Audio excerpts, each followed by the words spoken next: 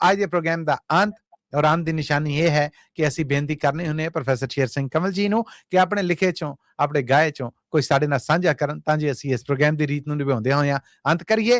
तुहाडे मेरे साडे सारिआं दे सांझे साडे सारिआं दे प्यारे साडे सारिआं दे सामने प्रोफैसर शेर सिंह कंवल जी।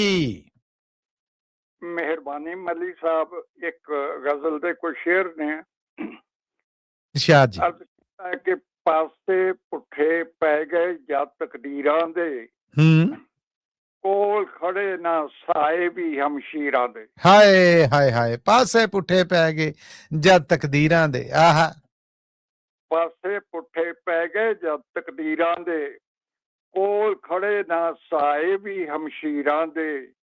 नाल धमाके उड़ गई खिदो जिंदगी दी गगन च उड़दे फिरदे पुरजे लीरां दे। हाय हाय हाय हाय हाय हाय क्या बात है प्रोफेसर साहब।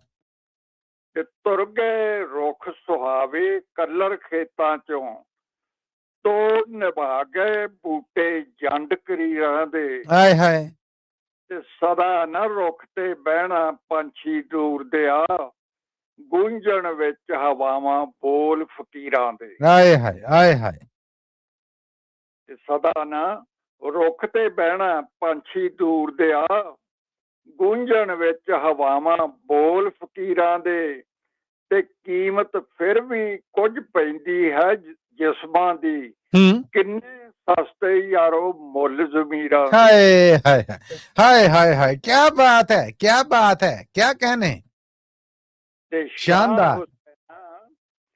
शाह हुसैना कह बागे दी मूली तू चुकी गल कवाला तकिए पीरां दे। ओहो वाह भाई वाह भाई वाह क्या मंजर क्या हकीकत क्या कुड़तन बयान करती प्रोफेसर साहब बा कमाल। शाह हुसैना कह बागे दी मूली तू चुकी गल कवाला तकिए पीरां दे। ते सोन शरीरा चुंगियां भर लै चार दियों। सोन शरीरा चुंगियां भर लै चार दियों मोढे चढ़ तुर जाना है चौं वीरां दे। बल्ले बल्ले बल्ले बल्ले ओए होए होए आखिरी वक्त।